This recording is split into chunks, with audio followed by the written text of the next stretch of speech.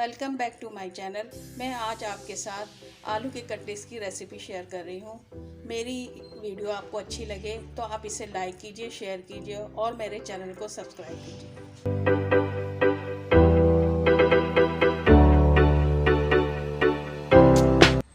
बिस्मिल्लाहिर्रहमानिर्रहीम। ये 1 किलो आलू है। मैंने इसको उबाल कर छील कर इनको ठंडा कर लिया है और ठंडा करने के बाद आप इसको आराम से मैश कर लेंगे। इस तरह से मैश कर लें। अभी अच्छी तरह से मैश हो गया है।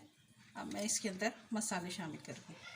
मसालों के अंदर 1 टेबल स्पून कुटा हुआ धनिया है, 1 टीस्पून काली मिर्च है, सफ़ेद ज़ीरा है भुना हुआ, इसे कूट लिया था मैंने, 1 टेबल स्पून है, 2 टेबल स्पून कुटी हुई लाल मिर्च है और 1 टेबल स्पून चाट मसाला है, राई दाना है जो मैंने कूट लिया था 1 टेबल स्पून।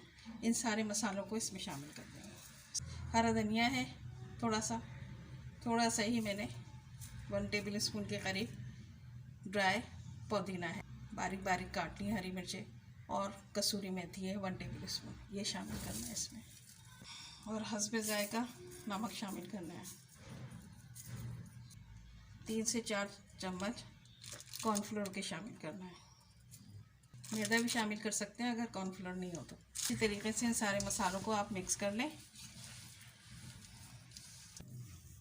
1 टेबल स्पून के करीब इसमें सिरका शामिल कर देना। इसको अच्छी तरीके से मिक्स करना है।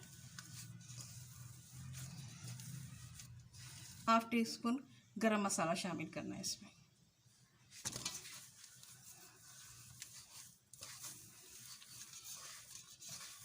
इसमें प्याज वगैरह नहीं डालिएगा।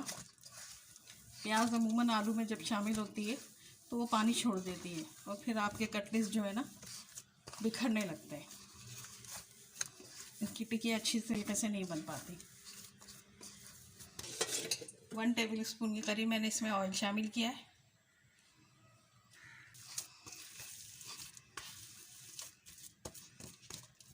ये 2 अंडे हैं, मैंने इनको फेंट लिया है और इसमें काली मिर्च और नमक शामिल करना है।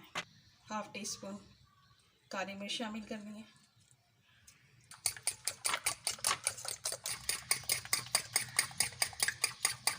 हाथों में ऑयल लगा लें और इसको बिस्मिल्लाहिर्रहमानिर्रहीम अब इसकी टिक्कियाँ बनाना शुरू कर रहे हैं।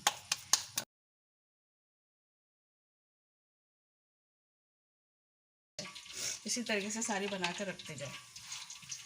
देखिए मैंने कटलेट्स तैयार कर लिए। अब मैं इन्हें फ्राई करके दिखाती हूँ आपको। देखें मैंने इस तरह से डिप के अब मैं इसको फ्राई करूँगी। इस वक्त मैंने बिल्कुल फ्लेम जो है स्लो कर रखा हुआ है। आस्ते आस्ते इसमें सारे ऑयल में डालती जाऊँगी। अब मीडियम फ्लेम कर देंगे इसका ताकि ये अच्छी तरह से पक जाए। वैसे तो बॉयल हैं आलू, बस ये कि इनके कलर आ जाए अच्छा सा। फ्राई हो गए हैं, मैंने इनको तवे पर एक तरफ कर दिया है। अब दूसरे डाल रही हूँ। देखिए कितना अच्छा कलर आया फ्राई होकर।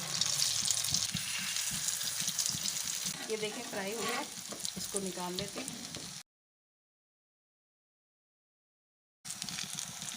अब देखें ये जितने सारे फ्राई हो जाते तो मैं आपको डिश आउट करके दिखाती हूँ। आप ज़रूर इसको ट्राई कीजिएगा और मुझे कमेंट्स करके ज़रूर बताइएगा कि कैसे बने।